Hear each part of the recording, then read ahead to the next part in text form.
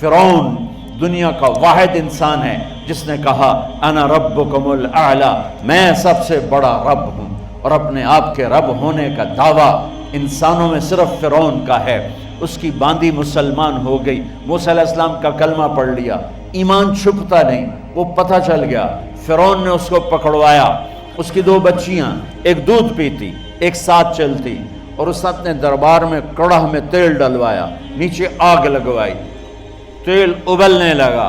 جب وہ پوری طاقت سے ابلنے لگا تو اس نے فرعون نے اس عورت سے، اس باندی سے کہا یہ آگ تیرے سامنے ہے، جلتا ہوا تیل، موسیٰ کے رب کو مانے گی تو پہلے تیری بچیوں کو جلاؤں گا، پھر تجھے جلاؤں گا، اور اگر مجھے رب مانے گی تو تیرے گھر کو سونے چاندی سے بنا دوں گا، تیرے گھر کو سونے چاندی سے بھر دوں گا۔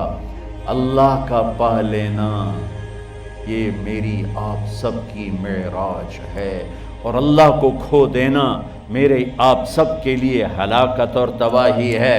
سنو سنو، اس نے کیا کہا؟ اللہ نے اپنی محبت کو ماں سے تشبیہ دی ہے، باپ سے نہیں دی، اور چھوٹا بچہ زیادہ ممتا کو لیتا ہے۔ وہ کہنے لگی فرعون یہ تو میری 2 ہیں، میری 100 ہوتی تو اللہ کے نام پہ آج میں قربان کر دیتی۔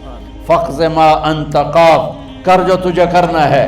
تو پاگل ہو گیا، غصے میں کہنے لگا اس کی بڑی بیٹی کو ڈال دو۔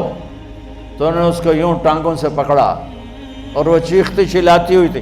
ماں کا ایک بول اس کی جان بچا سکتا تھا، اور پھر گھر جا کے توبہ کر لیتی اور کہتی یا اللہ مجھے معاف کر دے، میں نے کلمہ کفر کہا۔ اس کو ٹانگوں سے پکڑا ہوا ہے، اس کے ہاتھ نیچے جھول رہے ہیں، اور وہ اماں بھی کہہ رہی کہ مجھے بچا لو۔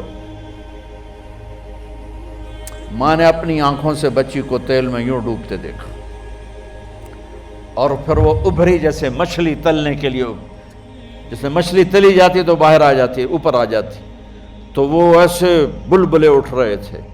وہ ایک ہی لمحے میں اس کی تو جان گئی، ایک آنسو کا قطرہ اس نے نہیں نکلنے دیا اپنی آنکھوں سے، اور اپنے دل کو جب مضبوط کیا تو میرے رب کی غیرت، میرے رب کی رحمت محبت حرکت میں آئی۔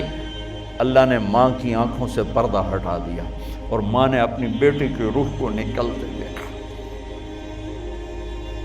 اور وہ کہہ رہی ہے اصبری یا ام فإن لک من الأجر کذا وکذا، ماں جی ڈرنا نہیں، صبر کرو، جنت تیار ہے، جنت تیار ہے، ابشروا۔ معصوم بچی کو تو پتہ بھی نہیں تھا کہ کیا ہونے والا ہے، اس کو پکڑ کے یوں ڈالا، اس کی تو آہ بھی نہ نکلی، اور وہ مچھلی کی طرح تلی گئی۔ اب پھر ماں کا کلیجہ پھٹا، اللہ نے پھر آنکھوں سے پردہ ہٹایا، اور انہیں اپنی بچی کی روح کو نکلتے دیکھا، اور وہ کہہ رہی ہے اصبری یا ام فإن لک من الأجر کذا وکذا، ماں جی تھوڑی دیر کا صبر، جنت تیار ہے، جنت تیار ہے، جنت تیار ہے۔ اللہ کو پایا سب کچھ پایا، اللہ کو کھو دیا سب کچھ کھو دیا۔ جب اس کو پکڑ کے لے جانے لگے، اس نے فرعون کو دیکھا، فرعون اس کی آنکھوں میں آنکھیں نہیں ڈال سکا، نظریں نیچے ہو گئی اس کی۔ کہنے لگی میری ایک بات مانو گے، میری ایک خواہش پوری کرو گے؟ فرعون نے پوچھا کیا؟ کہ جب میں بھی جل جاؤں تو میری اور میری بچیوں کی ہڈیوں کو اکٹھے دفن کرنا، باہر پھینک نہ دینا، دفنا دینا۔ فرعون نے کہا تمہاری یہ خواہش پوری کی جائے۔ انہوں نے کہا پیچھے ہٹ جاؤ، میں نے اللہ کو جان دینی ہے، مجھے دھکا دینے کی ضرورت نہیں ہے، میں اپنے اللہ سے ملنے جا رہی ہوں۔ سبحان اللہ، جب اللہ مطلوب ہوتا ہے تو موت محبوب بن جاتی، جب اللہ کی نافرمانی ہوتی ہے تو موت سے نفرت ہو جاتی ہے، مرنا عذاب نظر آتا ہے۔ وہ چھلانگ مار گئی، اللہ اکبر کا نعرہ لگاتی ہوئی، ہڈیاں ادھڑ گئیں، گوشت ادھڑ گیا، ہڈیاں باقی رہ گئیں۔